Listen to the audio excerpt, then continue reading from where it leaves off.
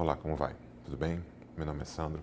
Venho aqui hoje para dar continuidade ao nosso trabalho de elerodinâmica. Hoje com um tema bem interessante, uma abordagem bem interessante também, uma abordagem muito grande em várias questões que envolvem a parte elétrica de elerodinâmica. Tem esse contexto aqui, tá? Associação de resistores, ok? Essa temática é bem interessante, que eu vou demonstrar para vocês como se chega nas formatações, nas modelagens, para se encontrar um resistor chamado resistor equivalente. O que vem a ser um resistor equivalente?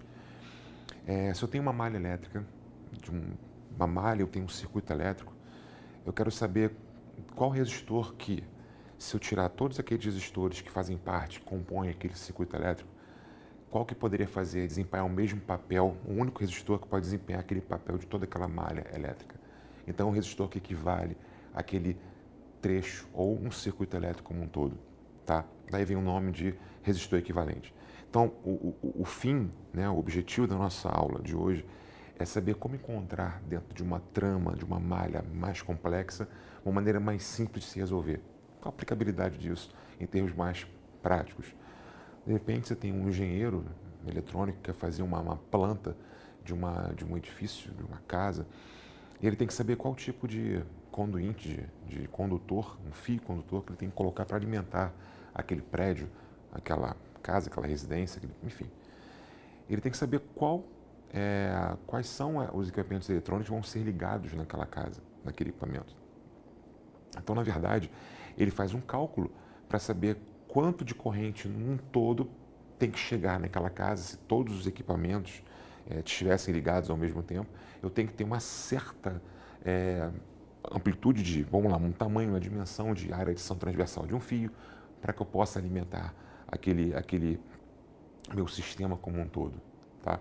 Então, para gerar praticidade, na verdade, tá, ok? Então, ele consegue, a partir disso, resolver, bom, dá para achar em função de uma DDP, de uma voltagem que aquela casa tem, com essa resistência equivalente, eu tenho tanto de corrente entrando, então eu tenho que ter um fio que suporte aquela corrente, por aí vai, tá? E, normalmente, essa dimensão que é feita para essa corrente, ele sempre supera um pouquinho, ele bota um pouco a mais.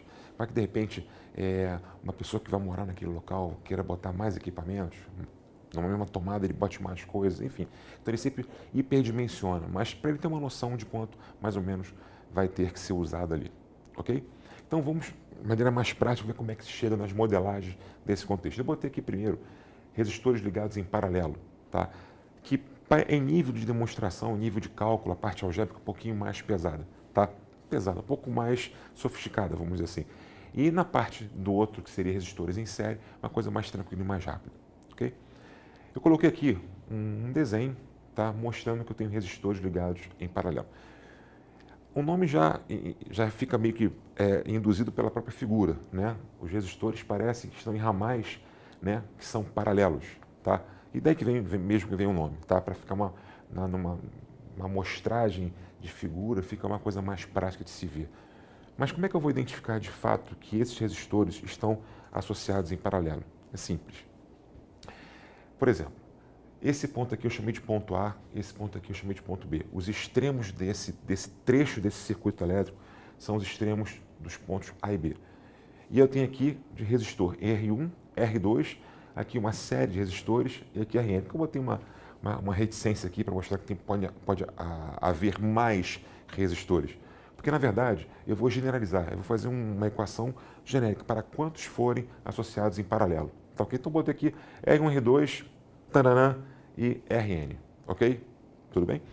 Então, olha só, vamos supor, tá? Para o nosso caso agora, sempre vou lembrar isso a vocês, mas, na verdade, no nosso estudo, quando eu quiser falar de resistores e resistências, eu vou simbolizar dessa forma, ok?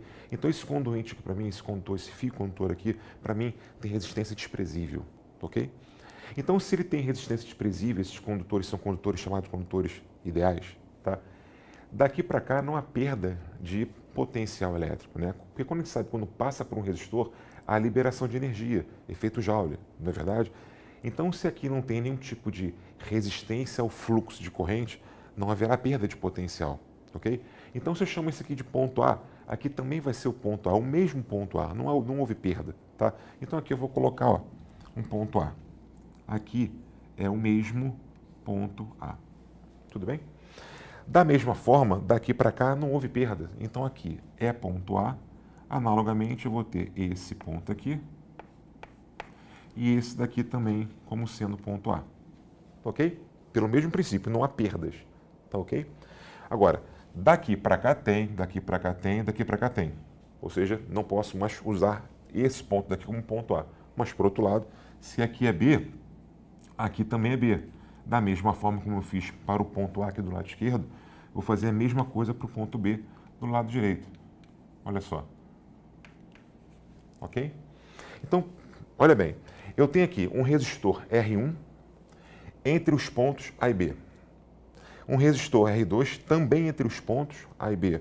Um resistor Rn entre os pontos A e B. Essa é a principal característica para você identificar que resistores estão dispostos, colocados, associados em paralelo.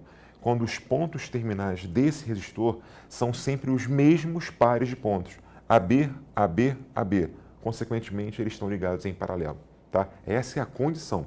Agora, consequentemente a isso, se eu tenho que esses dois pontos, né, esses resistores estão ligados entre os mesmos pares de pontos, né, eu tenho que a DDP entre A e B é a mesma aqui e em qualquer outro que esteja associado nessa associação aqui, nesse mosaico aqui, ok? Consequentemente, todos terão a mesma tensão, a mesma voltagem. Se eu falo que o AB vale 10 volts, a DDP nos terminais de R1 vale 10 volts. No R2 vale também 10 volts, porque são os mesmos pontos A e B. No RN vale 10 volts também, ok? Então, na verdade, quando os resistores estão associados em paralelo, eles têm a condição, a causa disso. Os pares de pontos são sempre os mesmos, ok? Tudo bem? A e B, A e B, A e B, pode ser C e D, E e F, enfim, mas são sempre os mesmos pares de pontos. Consequentemente a isso, eu posso dizer com certeza que vão ter sempre mesma tensão, mesma voltagem, mesma DDP. Tudo bem?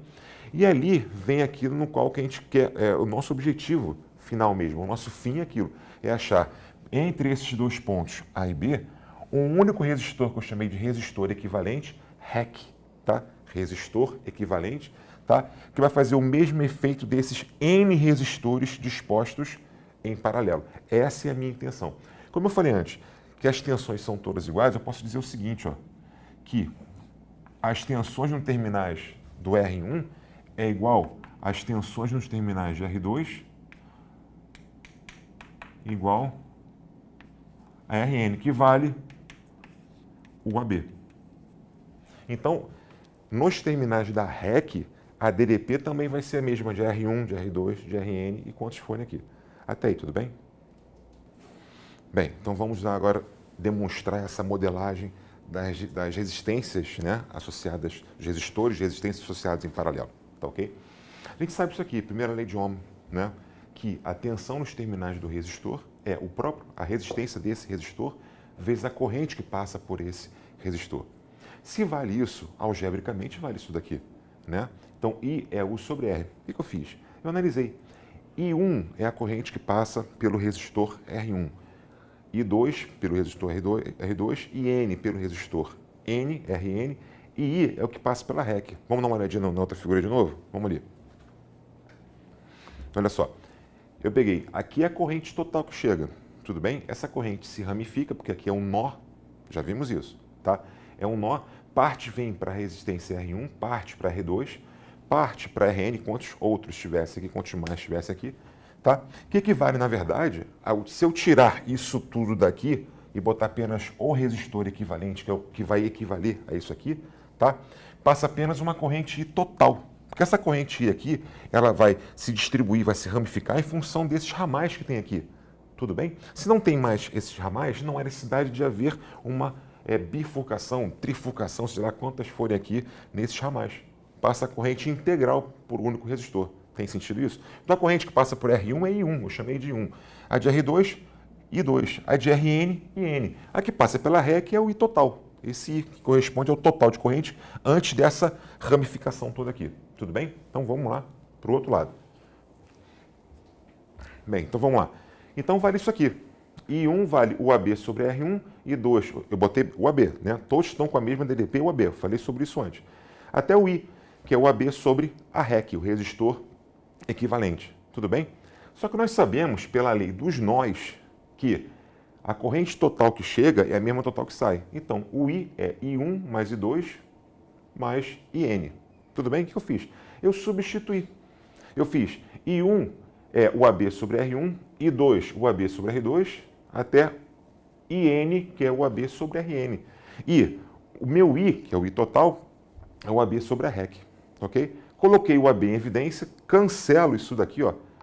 Eu cancelei isso daqui e cheguei na formatação final da resistência equivalente. Quer dizer, o inverso da resistência equivalente é igual à soma dos inversos dessas resistências, desses resistores que estão associados, na verdade, em paralelo. Ok? Tudo bem até aí? Bem, só para fechar essa aula aqui, eu vou falar sobre dois casos especiais que ajudam muito na hora de você fazer as contas em relação aos resistores. Tá? Eu botei dois casos especiais que seria o seguinte. Eu botei para dois resistores em paralelo. Está aqui. R1 e R2 estão associados em paralelo. Tá? Na verdade, lembrando que esse ponto daqui tem um potencial igual a esse ponto daqui.